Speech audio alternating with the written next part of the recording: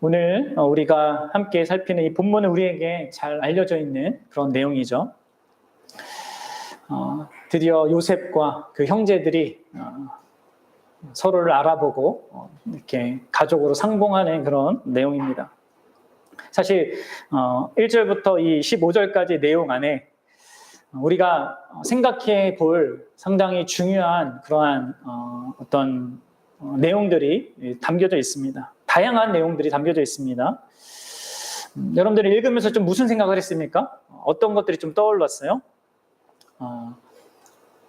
어떻게 하나님께서 한 가정 안에 그것도 막 그 서로 미워하고 또 서로 심지어 죽이려고 하고 했던 그런 편애도 있고 그리고 이러한 그런 가정 안에 하나님께서 어떻게 관여하시고 역사하는지 뭐 이런 것도 볼 수 있고, 또 하나님께서 그렇게 문제가 많은 집안을 통해서 자신의 약속을 또 어떻게 신실하게 이루시는지 이런 것도 볼 수 있고요. 또 어떻게 하나님께서 그러한 우리들의 그런 악행들, 죄 이런 것들을 사용하셔도 놀랍게도 자신의 뜻을 이루시는지도 우리는 볼 수 있습니다. 그렇죠? 하나님께서 신자의 죄를 또 어떻게 다루시는지, 또 죄된 신자는 어떻게 또 하나님께서 변화시켜 가는지 뭐 이런 것도 볼 수 있습니다. 그리고 참된 용서가 어떻게 가능한지, 우리는 어떻게 용서해야 되고 또 용서를 받을 수 있는지 이런 것들 등등 이 복된 사실들이 오늘 본문에서 우리가 살필 수 있는 다양한 그런 진리의 내용들이죠. 그런데 오늘 우리는 이 다양한 그런 뜻 가운데서 한 가지 측면을 좀 집중해서 살펴보려고 해요. 그리고 그 내용을 가지고 우리가 하나님 앞에 기도하려고 합니다. 먼저 우리가 좀 이 본론에 들어가기 전에 좀 먼저 이 성경을 보는 우리의 관점을 좀 바르게 정립할 필요가 있는 것을 좀 짚고 넘어가겠습니다. 그건 뭐냐면, 우리가 성경을 자꾸 보다 보면 우리도 모르게 이 흔히 주인공으로 등장하는 그 대상에게 우리 자신을 이렇게 투영하는 그런 식으로 성경을 읽는다는 거죠. 그래서 여러분들이 이 이야기를 읽으면서 여러분들은 자기 자신을 누구에게 투영했습니까?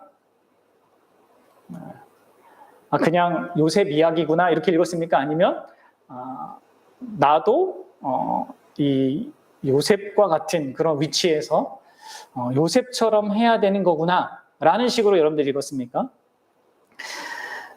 우리는 보통 이렇게 성경을 읽을 때 이렇게 주변 인물보다는 이 중심으로 드러나는 그 인물에 초점을 맞추고 그 초점을 맞추는 인물을 약간 어떤 우리의 믿음의 어떤 본으로 이렇게 보거나, 아니면 나에 대한 내가 해야 될, 따라가야 될 그런 모습에 그런 모습으로 이렇게 보는 경향이 있습니다. 그것은 사실 우리 안에 어떤 그런 마음이 있는 거냐면 이제 내 인생의 주인공이고 싶은, 그렇죠? 내 인생에 내가 주인공인 그런 어떤 우리의 욕망이 있기 때문에 그렇게 하는 거일 수 있죠. 그래서 이제 이러한 이야기를 보면서 나는 과연 요셉처럼 어떻게 나한테 큰 잘못을 한 사람들을 용서하고 그들을 너그럽게 대할 수 있는가, 뭐 이런 것들을 생각하고 그렇게 하기 위해서 하나님께 기도도 하고 합니다. 그런데 현실에 부닥치면 어떻게 됩니까? 현실에 부닥치면 나는 요셉이 아니구나 라는 것을 절감하죠. 나한테 작은 피해만 줘도 그냥 화가 안에서부터 일어나고, 또 오히려 내가 갖고 있는 어떤 지위와 어떤 기회와 능력으로 더 많은 복수를 하고 싶어하는 그런 마음을 갖는 게 우리입니다. 그래서 뭐 이렇게 먼저 이렇게 뭔가 다 닮아야겠다 하다가도 결국 나는 또 요셉이 아니야 하면서 또 자기의 그런 상태를, 또 행위를 정당화하는 그런 모습을 보이기도 합니다. 근데 이런 것들이 계속 반복되듯이 우리가 하는 거거든요. 그것이 여러분 우리가 성경을 좀 잘못 보는 겁니다. 물론 그게 완전 틀린 건 아니에요. 분명 우리가 이러한 요셉의 어떤 모습을 통해서 본받고 배워야 될 어떤 것들이 있습니다. 그러나 우리가 항상 기억해야 될 것은요, 성경은 1차적으로 성경에 나오는 인물에 관해서 우리에게 제시해 주거나, 혹은 그것을 읽는 우리 자신에 관한 그런 이야기가 아니라는 것을 우린 기억해야 합니다. 나에 대해서 얘기해주면 우리는 관심을 갖고 자꾸 뭐 이렇게 하고, 나에 관한 게 아니면 자꾸 관심을 안 두려고 하긴 하는데, 여러분 그럼에도 불구하고 우리는 성경을 있는 그대로 받아들여야 해요. 특별히 신자는 그러해야 합니다. 성경이 어떤 사람에 대해서거나 아니면 나 자신에 대한 것이 아니라 하나님 자신에 관한 것이고 하나님 자신을 우리에게 알리기 위한 것이라는 것을 우리는 기억해야 합니다. 그래서 우리가 지금 예수님 중심으로 성경 읽기를 이렇게 계속하는 것 가운데 그런 연습과 훈련을 함께 하는 것이죠. 특별히 이 성경이 왜 예수님 중심으로 읽어야 하는가 라는 그런 측면에서도 여러분들이 좀 생각해 보셔야 합니다. 하나님 자신을 드러낸다는 것은 결국 예수님을 드러낸다는 것과 같은 말이에요. 왜냐하면 이제 성경의 모든 초점이 예수님에게 있고 예수님을 만나고 보는 게 곧 하나님을 만나고 보는 거니까. 그래서 여러분들 우리는 하나님 중심으로, 예수님 중심으로 이 성경을 읽어야 합니다. 그래서 여러분들이 항상 이 성경을 볼 때마다 이 이야기가 예수님께서 앞으로 우리를 위해서 행하실 그 구원과 우리에게 있게 될 그 구원의 영광에 대하여서 무엇을 말해주고 있는가라는 관점으로 보셔야 합니다. 1차적으로. 그리고 나서 그것 속에서 나에게 적용점들을 생각해 봐야 한다는 거예요. 그래서 여러분들이 요셉 이야기를 볼 때도 요셉의 그 모든 어떤 행위들과 모습을 볼 때도 먼저 뭘 생각하셔야 되냐면 예수님을 보셔야 합니다. 실상 이 요셉은 앞으로 예수 그리스도께서 어떤 분이시고 어떤 일을 할 것인가라는 것을 우리에게 모형적으로 보여주는 거, 예표적으로 보여주는 사람으로 등장하는 겁니다. 그래서 여러분들이 그래서 대입을 하려면 사실 이 요셉이 아니라 누구를 대입해야겠습니까? 요셉이 아니라 요셉의 형들을 나로 대입하는 게 더 정확한 거예요. 다윗과 골리앗 이야기에서도요, 자꾸 우리는 나 자신을 다윗에게 대입하려고 하는 경향이 있는데 그렇지 않습니다. 다윗은 앞으로 오실 그 왕 대신 예수님을 대표로 하는 거거든요. 다윗이 우리의 그러한 그런 보은이 아니라 다윗 때문에 골리앗을 쓰러뜨린 다윗 때문에 혜택을 입은 그 쫄고 있던 병사들, 그게 우리인 거죠, 사실. 그래서 여러분들 우리가 대입을 하더라도, 그러니까 이러한 성경의 그런 인물들의 우리의 어떠함을 대입하더라도 우리가 바르게 해야 됩니다. 여하튼 오늘 우리는 이 요셉이 특별히 물론 모든 이런 형들을 용서하는 그런 모든 과정들, 그렇게 용서와 사랑과 공급을 약속하는 그 과정 가운데서 요셉이 형제들에게 행한 어떤 한 모습을 함께 좀 생각해 보려고 합니다. 그건 뭐냐면 바로 요셉이 형제들에게 자신의 용서와 공급의 약속 아래 살라고 그들을 초대하고 있다는 사실입니다. 여러분 우리가 읽었던 본문을 좀 우리가 다시 볼 필요가 있는데 여러분들 우리 한번 보세요. 우리 5절부터 다시 한번 봅시다. 5절부터 요셉이 자신의 용서도 약속하고 또 앞으로 있을 흉년에 대해서 자신의 모든 필요를 공급하겠다 이런 이야기를 합니다. 우리 5절부터 그래서 10절까지 한번 봅시다. 같이 읽어보겠습니다. 시작. 당신들이 나를 이곳에 팔았다고 해서 근심하지 마소서, 한탄하지 마소서. 하나님이 생명을 구원하시려고 나를 당신들보다 먼저 보내셨나이다. 일단 여기서 요셉이 뭘 약속하고 있습니까? 내가 너 형들을 용서했다. 나를 팔고 나를 죽이려고 했던 그 모든 것들에 대해서 내가 용서했습니다. 라는 것을 드러내고 있는 것이죠. 그러면서 그것을 행한 근거를 얘기합니다. 그렇게 할 수 있었던 근거. 그게 뭐예요? 하나님의 그 큰 구원의 계획 속에서 자신의 현실을 본 거예요. 그렇죠? 자기의 그 과거의 모든 일들과 그리고 그 이집트에서 경험했던 모든 과정들, 그리고 지금 내가 그 애굽 땅의 제2인자로 이렇게 서 있는 모든 것들이 하나님의 모든 구원 계획 가운데 있었다는 것을 본 거죠. 그래서 이 자기 형들에 대한 마음을 너그럽게 가질 수 있었습니다. 그것을 이제 5절에 설명하고 6절부터 10절까지는 뭘 얘기합니까? 오늘 보세요. 6절부터 10절 같이 읽어봅시다. 시작. 이 땅에 2년 동안 흉년이 들었으나 아직 5년은 밭갈이도 못하고 추수도 못할지라. 하나님이 큰 구원으로 당신들의 생명을 보존하고 당신들의 후손을 세상에 두시려고 나를 당신들보다 먼저 보내셨나니 그런즉 나를 이리로 보내신 이는 당신들이 아니요 하나님이시라. 하나님이 나를 바로에게 아버지로 삼으시고 그 온 집의 주로 삼으시며 애굽 온 땅의 통치자로 삼으셨나이다. 당신들은 속히 아버지께로 올라가서 아뢰기를 아버지의 아들 요셉의 말에 하나님이 나를 애굽의 전국의 주로 세우셨으니 지체 말고 내게로 내려오사 아버지의 아들들과 아버지의 손자들과 아버지의 양과 소와 모든 소유가 곧센 땅에 머물며 나와 가깝게 하소서. 예, 그리고 11절에 흉년이 아직 5해가 있으니 내가 거기서 아버지를 복양하리이다. 아버지와 아버지의 가족과 아버지께 속한 모든 사람에게 부족함이 없도록 하겠나이다 하더라고 전하소서. 네, 그렇습니다. 뭐라고 요청하고 있는 겁니까? 요셉이 나의 용서와 그리고 나의 공급 아래 형들이여 들어와서 사십시오 이렇게 요구하고 있는 것입니다.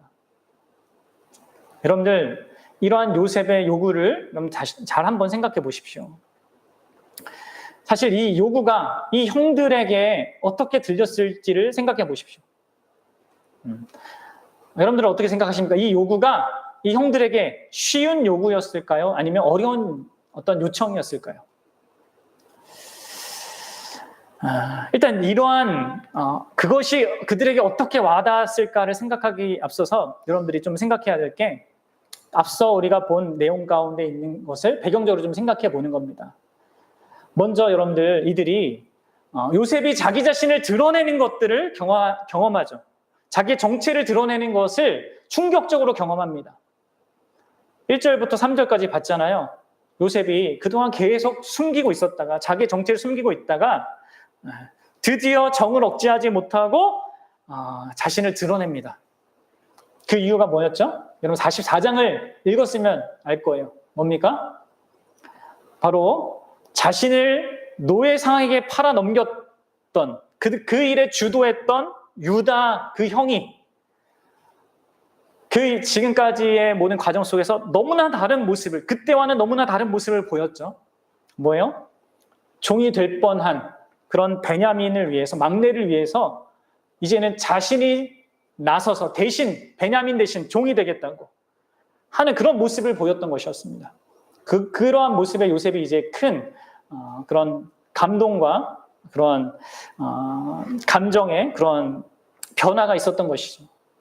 그래서 여러분들 요셉은 자기 자신을 내가 요셉입니다 하면서 이들에게 꺼냈던 것이었습니다. 그래서 여러분들 형들이 어떻게 반응합니까?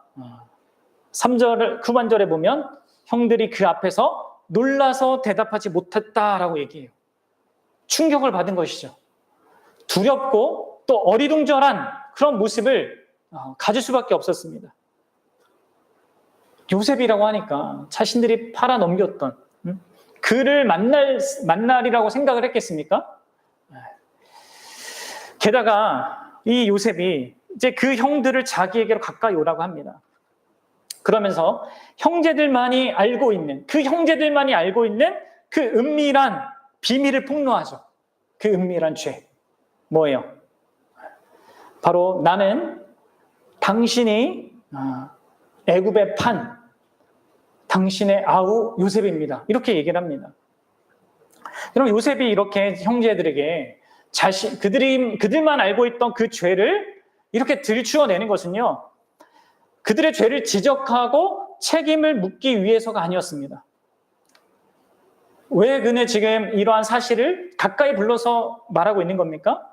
그것은 바로 자신이 진짜 요셉이 맞다는 것을 그들에게 확신시켜주기 위해서였어요. 그리고 그러한 이 죄에 대한 그런 폭로가 그들을 책망하거나 또 그 죄에 대한 어떤 대가를 지불하기 위한 것이 아니라는 그 사실이 5절의 내용에서 더 확실하게 나오는 거죠. 다시 위로하잖아요. 당신들이 나를 이곳에 팔았다고 해서 근심하지 마소서, 한탄하지 마소서. 그렇게 위안을 줍니다. 그리고 우리가 읽어봤듯이 3번이나 이 모든 일이 하나님께서 하신 겁니다. 하나님께서 하신 겁니다. 하나님께서 하신 겁니다. 이렇게 이야기를 합니다. 이러한 맥락 속에서 지금 이 요셉은 이 형제들을 위안하고 위로하고 또한 격려하면서 지금 이들에게 어떤 중요한 이들의 인생의 앞날을 결정하는 중대한 그런 요청을 던지고 있는 거예요. 그것이 뭐예요? 우리가 봤듯이 나의 용서와 나의 공급 아래 와서 사십시오라는 요구입니다. 그래서 이들에게 아버지에게로 돌아가서 모든 가족들을 다 데리고 오라고 그런 요청을 하는 것이죠. 내가 앞으로 책임지겠다라고 하는 것이었습니다. 여러분들, 이런 맥락 속에서 이 요셉의 요구를 한번 생각해 보십시오. 우리 자매님, 생각을 해야죠? 네. 뭐라고 합니까? 여러분, 이러한 요구들, 이러한 요청들에 대한 이 형제들의 반응이 어땠을까 좀 생각을 해보십시오. 이들은 다시 이제 돌아가면 그들이 결정해야 했습니다. 요셉이 예고한 대로 앞으로 있을 5년의 흉년을 믿어야 했고, 또 요셉이 약속한 대로 그 요셉의 용서와 또 요셉이 공급할 것을 믿어야 했다는 것이죠. 그렇게 믿든가 아니면 그 요셉이 말한 모든 것들에 대해서 긴가민가하고 요셉의 그런 용서를 좀 이렇게 못 믿을 것 같은 것으로 그러다가 우리에게 해코지하면 어떡하나? 우리에게 복수하면 어떡하지? 비록 흉년으로 고생하더라도 가나안 땅에 있는 게 더 낫겠다라고 선택할 수도 있었을 겁니다. 그렇죠? 여러분들, 과연 이 형제들은 이 요셉의 요구에 대해서 어떤 그런 선택을 했겠습니까? 또 어떻게 선택하는 것이 얼마나 그들에게 쉬웠을까요? 어려웠을까요? 저는 아마도 이 형제들의 선택이 생각보다 상당히 쉬웠다고 봅니다. 왜 그렇습니까? 왜 그래요? 지금 자신들에게 이렇게 요청하고 있는 요셉이 과거의 요셉이 아니었기 때문입니다. 과거 그 철부지 없을 그 청소년기 때 요셉이 어떻게 했습니까? 그는 경솔했고 그 형제들에게 밉살스럽게 행동하면서 자신이 꾼 그 꿈을 잘난 척 하듯이 떠벌리던 그런 모습을 갖고 있었습니다. 만약에 요셉이 그러한 모습으로, 그러한 상태로 있었더라면, 아마 형들은 이 선택, 그의 요청에 대한 선택에 있어서 상당히 어려움을 겪었을 거예요. 그러나 여러분들, 지금 요셉은 명확하게 다른 모습을 보여주고 있습니다. 자신의 인생, 자신이 경험한 모든 것, 형제들이 행한 그 모든 것들을 하나님의 주권적인 그 섭리라는 관점에서 바라보고 있습니다. 그리고 기꺼이 형제들에 대해서 사랑과 용서의 마음을 내비쳤습니다. 그리고 자신이 앞으로 그들의 모든 생명과 모든 그런 필요한 것들을 공급하겠다고 하는 그런 약속까지 하는 것이죠. 그래서 여러분들, 이 성경은 이런 고민들에 대해서 깊이 이렇게 설명하지 않고 바로 이들이 야곱에게로 내려가서 이렇게 올라가가지고 야곱을 또 모든 식솔들을 데리고 이집트로 온다는 그런 내용으로 기록되어 있습니다. 그래서 우리가 그 고민의 흔적을 잘 볼 수는 없겠지만 분명히 그 안에 그런 찰나의 고민들이 있었겠죠. 그리고 진짜 이들은 실제적으로 이러한 그런 요셉의 요청에 대해 긍정적으로 반응하여서 요셉 아래 들어와서 요셉의 용서와 공급의 약속 아래 들어와서 살게 됩니다. 우리는 그게 이제 이들의 그러한 결론이었다는 것을 보게 되는 겁니다. 저는 여기에서 오늘날 예수님을 믿는 모든 자들에게도 유사하고 동일한 요청이 요구되어진다는 것을 좀 생각하게 되었어요. 여러분들 그게 보이십니까? 여러분 오늘날에도 모든 예수 그리스도를 믿는 모든 백성에게, 모든 자녀에게 동일한 요구가 요청되어집니다. 바로 우리더러 예수 그리스도의 용서와 그 예수 그리스도의 공급 아래 살아가라고 이렇게 우리를 부르신다는 거죠. 여러분들이 그러한 자로 부름받았다는 것을 알고 있습니까? 그리고 여러분들은 진짜 참된 신자로서 그러한 약속의 그런 요청에 부응하여서 그렇게 살고 있는 자입니까? 여러분 이것을 한번 생각해 보십시오. 여러분 너무나도 유사하게 우리가 예수님을 만나면 그리고 그 예수님이 어떠한 분이신지를 그 실체를 직면하게 되면 우리는 이 요셉의 형들과 유사한 상황에 직면하게 됩니다. 그렇죠? 예수님이 하나님이신 그분이 사람으로 이 땅에 오셨다는 그 말도 안 되고 이상하고 충격적인 사실에 우리가 충격을 먹는 것이죠. 그리고 또 한편으로는 어리둥절할 수밖에 없고 또 두려워할 수밖에 없습니다. 그분이 사람이 되셨다는 것은 우리 사람에게는 그 어떠한 그러한 구원의 소망도 없다는 것을 의미하기 때문에 그렇죠. 우리의 죄가 우리의 무엇으로도 결코 용서받을 수 없고 해결할 수 없다는 것을 의미하는 게 그분이 사람이 되셨다는 그런 사실에 있기 때문에 그렇습니다. 또 예수님을 만나면 어떻게 됩니까? 우리는 우리의 은밀한 죄, 예수님만이 알고 있는 우리의 은밀한 죄와 그 더러움과 추악함이요 선명하게 또 폭로를 당해요. 그렇죠. 형들이 마치 요셉을 싼값에 팔아버리고 마치 그가 없는 자로 그가 이 땅에 존재하지 않는 것처럼 여기면서 죽은 자처럼 여기면서 살았던 것처럼 우리도 하나님을 그냥 싼값에 팔아버리고 그렇죠? 내가 더 좋아하는 것, 내가 더 추구하는 그것에 다 팔아버리고 하나님 없는 자처럼 살았던 그런 우리의 죄된 모습들을 직면하게 됩니다. 그리고 우리의 그 죄가 하나님께 대한 죄이기 때문에 진짜 그 어떤 것으로도 해결하지 못한다는 우리의 그런 비참한 상태를 보게 됩니다. 그러면서도 또 놀라운 걸 봅니다.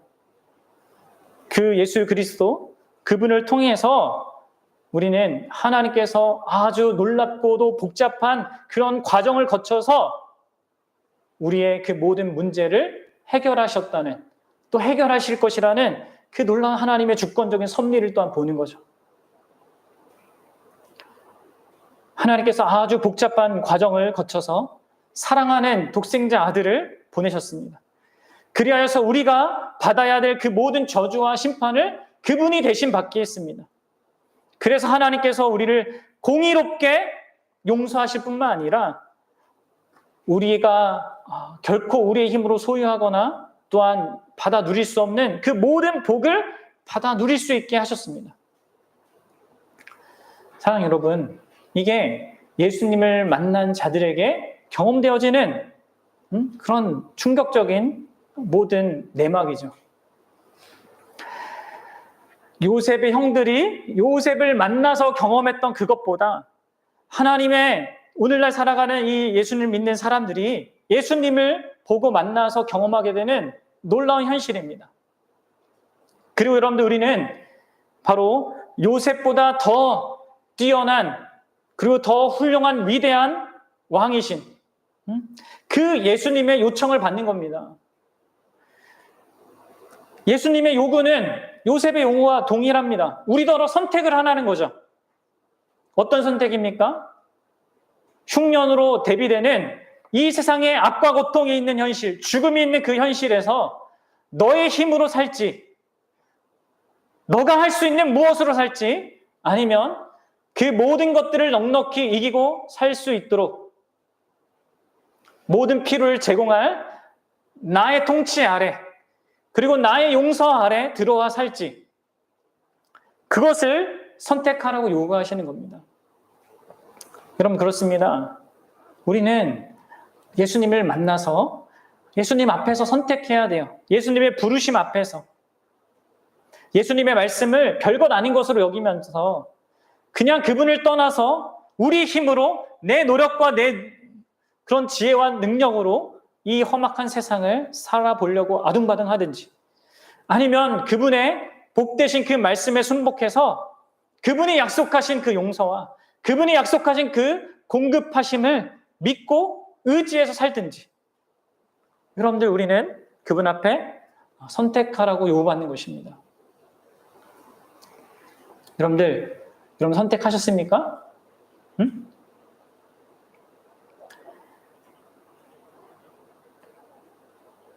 여러분들 우리가 참으로 이 예수 그리스도를 진짜 이 형제들이 요셉을 만난 것처럼 경험한 것처럼 그렇게 생생하게 경험한 자들이라면 우리 신자들의 선택은 형제들이 했던 선택보다 더 쉬울 수밖에 없습니다.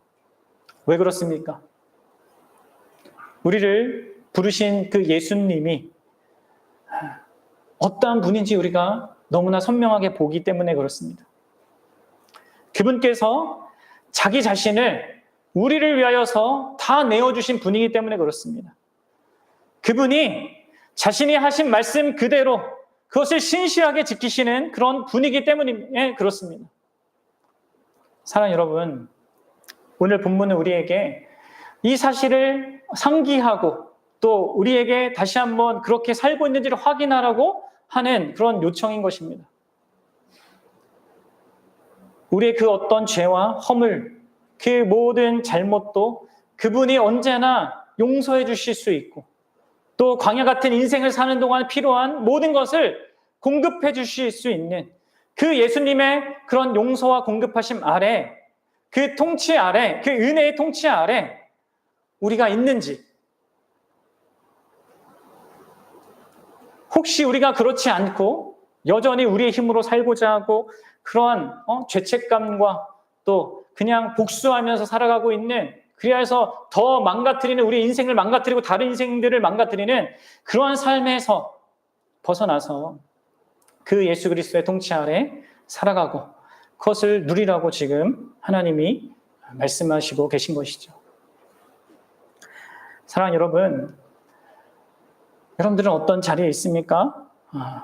예수 믿는 자들은 사실 이미 그 통치 아래 살아가는 자들입니다. 여러분들 그것을 아십시오. 그리고 우리가 부름받은 그 예수 그리스도의 통치는요, 이 형제들이 요셉 아래서 누렸던 것보다 더 견고하고 더 풍성하고 또 더 위로가 되는 통치입니다. 여러분 잘 비교해서 생각해 보십시오. 요셉의 통치는 그가 살아있는 동안에만 공급되었습니다. 그렇죠? 요셉의 용서와 요셉의 그 모든 공급의 약속은요, 요셉이 살아있는 동안에만 주어진 거였어요. 요셉을 알지 못하는 왕이 등장했을 때 이스라엘은 모두가 노예가 되어버렸습니다. 그렇죠? 그러나 여러분 예수 그리스도의 그 용서와 통치는, 그 은혜의 공급은요, 그분이 영원하시기 때문에, 또 그분의 나라가 영원하기 때문에 영원합니다. 영구합니다.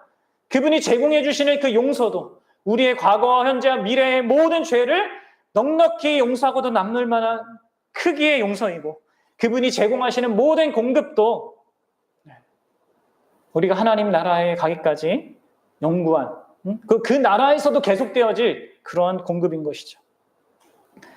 그 어떤 죄와 허물도 또 그 어떤 악과 고통도 우리를 그리스도 안에 있는 하나님의 사랑에서 끊을 것이 없고요.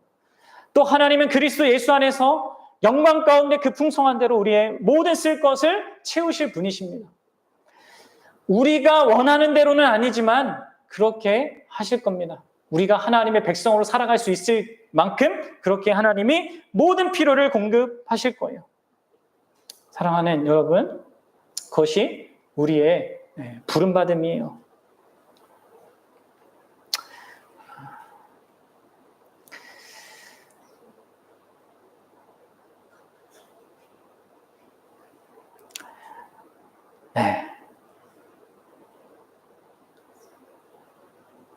우리에게 드는 질문은, 마지막 질문은 이겁니다. 그것은 우리가 어떻게 예수님께서 우리에게 대한 그러한 약속하신 것을 신실하게 행하실지에 대해서 확신할 수 있는가입니다. 여러분들은 예수님께서 어떻게 우리를 용서하실 것과 또 그분이 계속해서 우리에게 필요한 것들을 공급하실 것을 변치 않으시고 언제나 동일하게 그렇게 하실 것을 믿을 수 있습니까? 무엇을 근거로 그렇게 확신하십니까?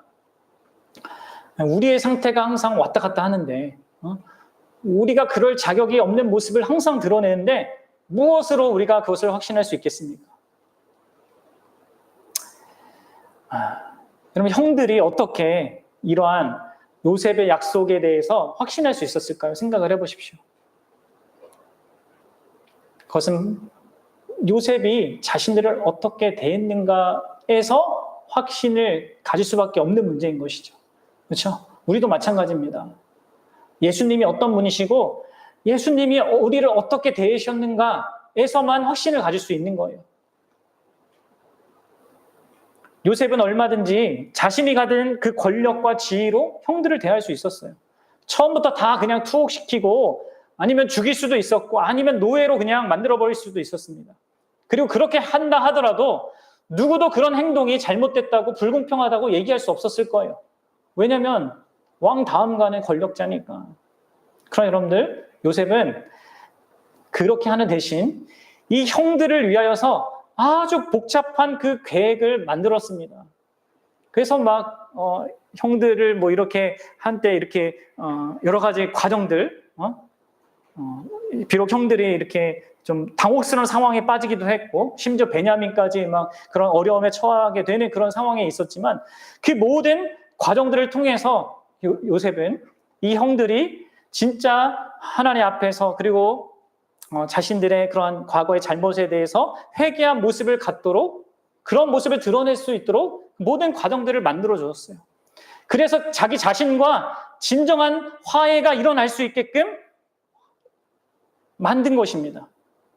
형제들을 되찾기 위해서 그 형제들과 화목하기 위해서 요셉이 그러한 모든 수고를 감내한 것입니다. 요셉이 그렇게 했다라면, 그렇게 형제들을 위하여서 그들의 유익을 위해서 그렇게 했다라면 당연히 그 앞날도 그렇게 요셉이 하리라는 것은 형제들이 믿을 수 있었던 것이죠. 사랑하는 여러분, 마찬가지입니다. 예수님의 그 통치가 늘 변덕스러운 우리에게 변치 않고 신실할 것을 우리가 확신할 수 있는 길은 예수님께서 우리에게 어떻게 하셨는가를 바라보는 데 있습니다.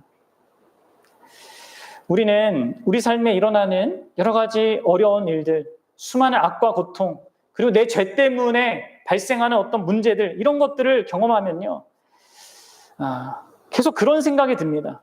하나님이 나에게 내 죄에 대한 대가를 치르게 하는 게 아닌가, 이런 생각이 들 때도 있습니다. 그럼 여러분들, 그런 게 아니거든요. 그런 게 아니라 오히려 하나님께서 그 모든 과정을 통하여서 우리에게 깨닫게 하고 배우게 하고 또 하나님이 어떠한 분이신지를 더 경험케 하는 그런 과정으로 사용하는 거거든요. 근데 여러분, 우리가 그런 것들을 어떻게 확신할 수 있냔 말이에요. 그것은 다른 게 아니에요. 바로 예수 그리스도께서 어떻게 우리를 위하여서 무엇을 또 엄청난 그런 모든 과정들을 겪으셨고 감당하셨는가를 생각할 때 그 모든 것에 대한 확신을 가질 수 있는 것이죠. 그렇습니다, 여러분들. 예수님은요, 우리가 생각할 때 전혀 그렇게 할 필요가 없을 것 같은 그 모든 과정을 스스로 친히 감당하셨습니다. 그렇게 감당할 필요가 없을 것 같은 그 모든, 심지어 십자가의 죽음까지, 하나님께로부터 버림받는 그 모든 것까지 그분이 그렇게 감당하셨습니다. 그것은 뭘 얘기합니까? 그분이 진짜 우리를 위하신다는 것이죠.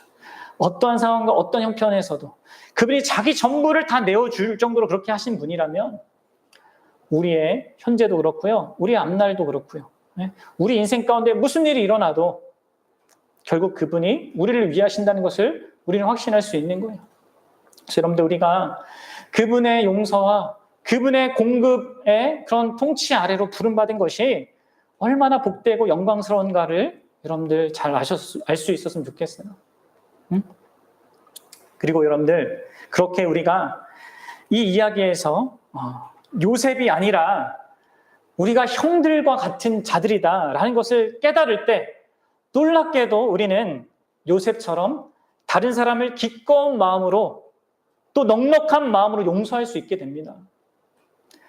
어떻게 우리가 우리 자신에게 큰 상처를 입히고 또 막대한 손해를 가져다 준 자들과 화해하고자 하는 그런 마음을 가질 수 있고 기꺼이 그들을 용서할 수 있겠습니까?